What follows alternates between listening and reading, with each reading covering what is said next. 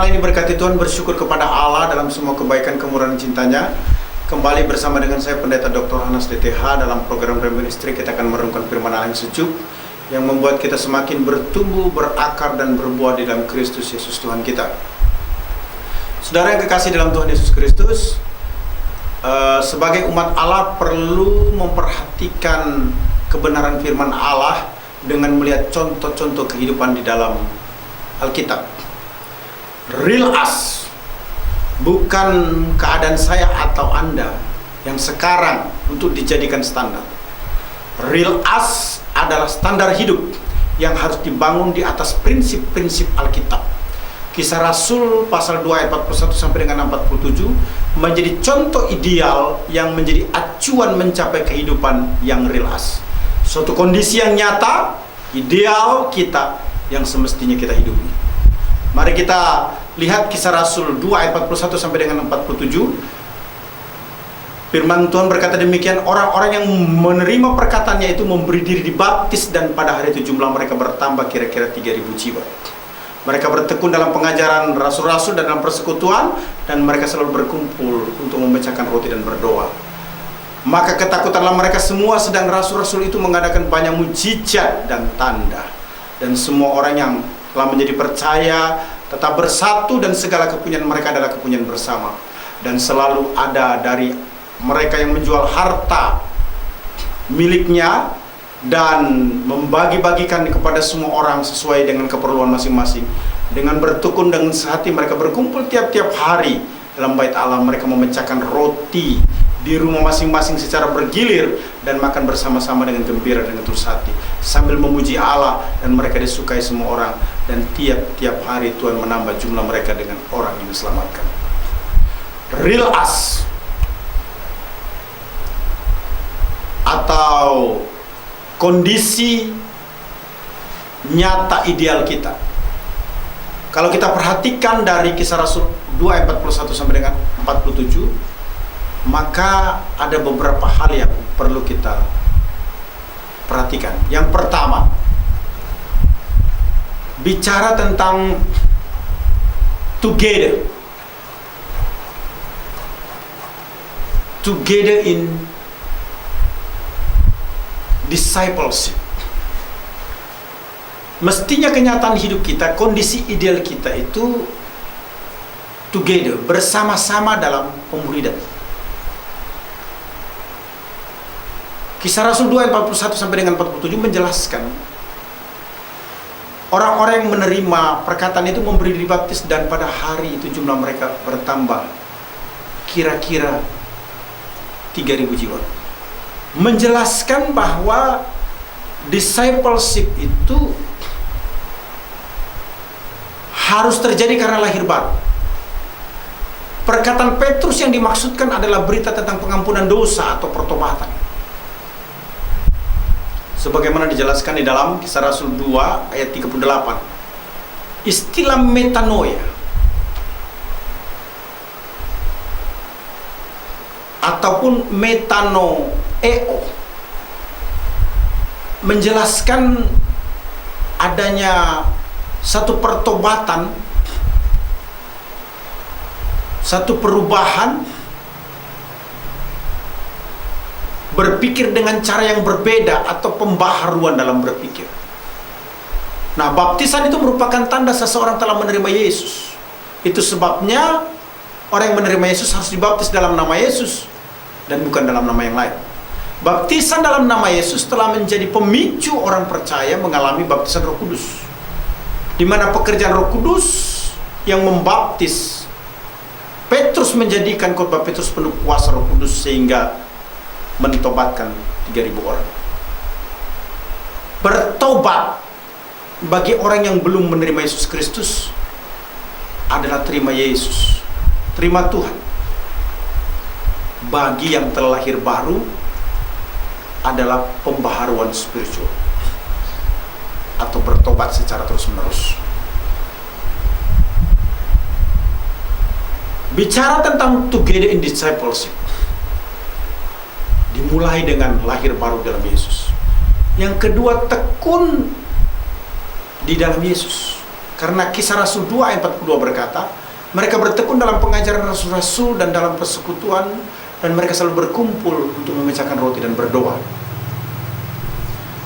Kuasa Roh Kudus membuat 3.000 orang menjadi percaya Yesus Kristus, menjadi antusias dan mengikuti pengajaran rasul-rasul. Menarik, istilah bertekun, proskarterontes, menjelaskan bahwa secara terus-menerus mereka setia.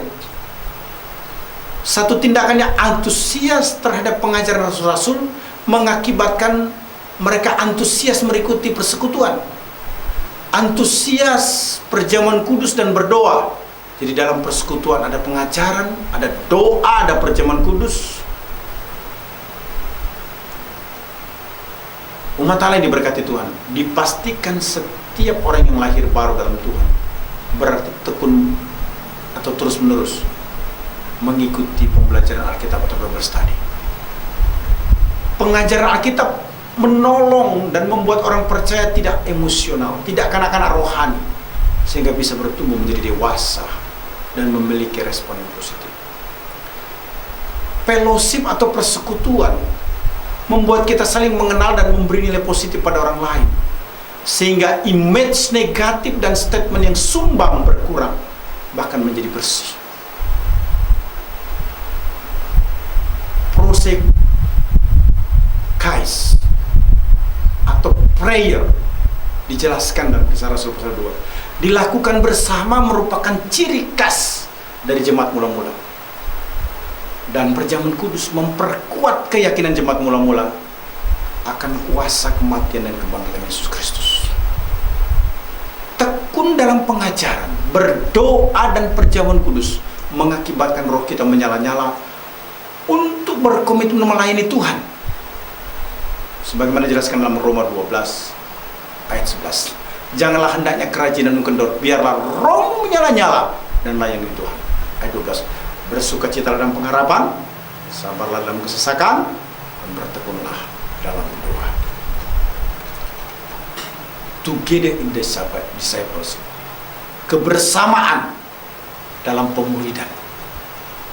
Bukan hanya bicara tentang lahir baru dalam Yesus, tekun di dalam Yesus, tetapi juga menjelaskan tentang respect di dalam Yesus. Perhatikan Kisah Rasul 2 ayat 43. Maka ketakutanlah mereka semua, sedang rasul-rasul itu mengadakan banyak mujizat dan tanda. Mujizat dan tanda yang dilakukan oleh rasul-rasul sangat terkait dengan ketekunan. Mengikuti pengajaran rasul-rasul, rajin bersekutu, setia berdoa dan melakukan perjamuan kudus dengan baik. Dengan kata lain, pengajaran persekutuan dan doa menjadi salah satu penyebab terjadinya mujizat dan tanda. Menarik sekali. Istilah ketakutan, sukepobos, lebih tepat dimaknai sebagai pernyataan bahwa orang-orang merasa heran dan takjub dengan mujizat-mujizat yang dilakukan rasul-rasul, sehingga orang-orang tidak berani menganggap remeh, hina atau merendahkan pengajaran rasul-rasul tersebut. Karya Roh Kudus bekerja melalui mujizat dan tanda. Ada kesembuhan ilahi, ada keselamatan bagi jiwa orang percaya, dan lain sebagainya. Akibat respek yang tinggi dari jemaat mula-mula terhadap para rasul, maka terjadi terobosan mujizat sebagai tanda-tanda yang heran yang menyertai murid-murid ataupun juga umat Allah pada waktu itu. Saudara yang kekasih dalam Tuhan, real us, kondisi nyata ideal kita, kalau kita meniru Kisah Rasul 2 ayat 41 sampai dengan 47, maka yang pertama, together in discipleship, bahwa kita sebagai orang percaya dalam kebersamaan ada dalam pemuridan. Semua orang percaya bersama-sama mengikuti pemuridan. Yang kedua adalah together in caring. Kisah Rasul 2 ayat 44 sampai dengan ayat 47 bicara tentang caring. Caring kalau saya definisikan sebagai singkatan dari care and reaching. Peduli dan menjangkau. Perhatikan Kisah Rasul 2 ayat 44 sampai dengan 47. Terkait dengan care and reaching ini, peduli dan menjangkau, ditunjukkan dengan mengutamakan sehati sepikir. Kisah 2 ayat 44 berkata, dan semua orang yang telah menjadi percaya bersatu, dan segala kepunyaan mereka adalah kepunyaan bersama. Istilah bersatu, homotumadon, artinya sehati sepikir atau tidak berkonflik, menyatakan satu keterangan atau keadaan adanya hubungan yang indah, harmonis di antara jemaat mula-mula. Kesatuan hati jemaat tergambar dari kekompakan dalam pelayanan. Kesatuan hati harus terlihat dalam kerendahan hati. Kesatuan hati adalah kekuatan yang luar biasa yang dapat digunakan untuk membangun tubuh Kristus. Together in caring, care and reaching, terjadi karena mengutamakan sehati sepikir. Terjadi karena dibuktikan dengan memenuhi kebutuhan orang lain. Perhatikan apa yang dikatakan di dalam Kisah Rasul 2 ayat 44 sampai dengan ayat 45 sampai dengan 46. Dan selalu ada di antara mereka yang menjual harta miliknya, lalu membagi-bagikannya kepada semua orang sesuai dengan keperluan masing-masing. Dengan bertekun dan dengan hati mereka berkumpul tiap-tiap hari dalam bait Allah. Mereka memecahkan roti di rumah masing-masing secara bergilir dan makan bersama-sama dengan gembira. Umat Allah yang diberkati Tuhan Yesus Kristus, ini penting sekali bahwa jemaat mula-mula adalah jemaat yang memperhatikan keperluan orang lain. Dan selalu ada dari antara mereka menjual harta miliknya lalu membagi-bagikannya kepada semua orang sesuai dengan keperluan masing-masing. Hal ini bukanlah prinsip komunisme primitif. Bukan prinsip komunisme primitif. Uraian mengenai harta milik yang dijual dan dibagi-bagikan itu merupakan bentuk kepedulian, memperhatikan kebutuhan finansial di antara jemaat mula-mula. Saudara, kita perlu memperhatikan orang lain, harus dilakukan dengan kasih yang sungguh-sungguh, bukan berpura-pura. Roma 12 ayat 9. Kita harus memperhatikan orang lain sebagai bukti kita menghormati saudara seiman. Roma 12 ayat 10. Kita harus memperhatikan orang lain yang dilakukan dengan memberikan bantuan. Roma 12 ayat 13. Memperhatikan orang lain harus dilakukan dengan tulus, tidak basa-basi, melainkan apa adanya. Harus dilakukan dengan gembira atau senang hati. Umat Allah yang diberkati Tuhan, together in caring, care and reaching. Bukan hanya bicara tentang mengutamakan sehati sepikir, memenuhi kebutuhan orang lain, tetapi juga adalah memenangkan banyak jiwa. Kisah Rasul 2 ayat 47 berkata, sambil memuji Allah mereka disukai semua orang, dan tiap-tiap hari Tuhan menambah jumlah mereka dengan orang yang diselamatkan. Reaching, menjangkau orang lain untuk keselamatan, membuat orang lain bisa terima Yesus sebagai Tuhan dan Juru Selamat pribadi. Kemudian orang itu dimasukkan ke dalam komunitas yang disebut dengan discipleship. Setelah seseorang menerima Yesus sebagai Tuhan dan Juru Selamat pribadi, maka dia akan berkomitmen menampilkan hidup yang meninggikan Kristus. Artinya dia akan berusaha untuk menjadi berkat. Itu sangat sinkron dengan Yohanes 12 ayat 32. Dan apabila aku ditinggikan di bumi, aku akan menarik semua orang datang kepadaku. Artinya dengan penampilan yang meninggikan Kristus, maka akan ada jiwa yang dimenangkan. Orang yang sudah diselamatkan oleh Yesus bukan hanya menampilkan hidup yang menjadi berkat, tetapi juga memberitakan keselamatan di dalam Yesus. Ini tidak bisa tidak. Karena roh yang ada di dalam orang itu akan ada kerinduan selalu untuk membuat orang lain terima Yesus sebagai Tuhan dan Juru Selamat pribadi. Paulus memberikan penguatan dalam Roma 10 ayat 9-10. Sebab jika kamu mengaku dengan mulut bahwa Yesus adalah Tuhan dan percaya dalam hati bahwa Allah telah membangkitkan Dia dari antara orang mati, maka kamu akan diselamatkan. Karena dengan hati orang percaya akan dibenarkan dan dengan mulut orang mengaku dan diselamatkan.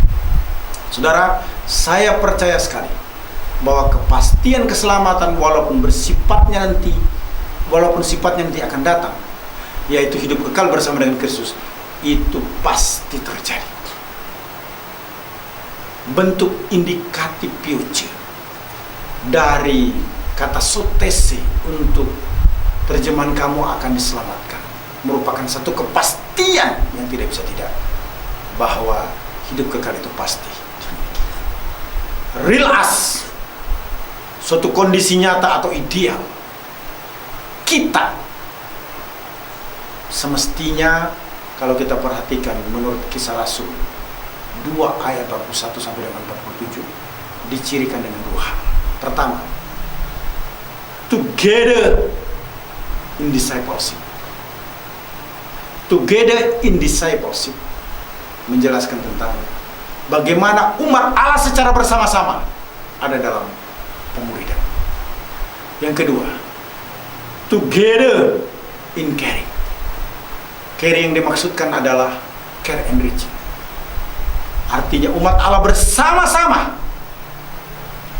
care kepada saudara seiman, peduli untuk memenuhi kebutuhan, dan reaching, menjangkau jiwa baru bagi Kristus Yesus. Tuhan Yesus memberkati kita. Immanuel. Amin.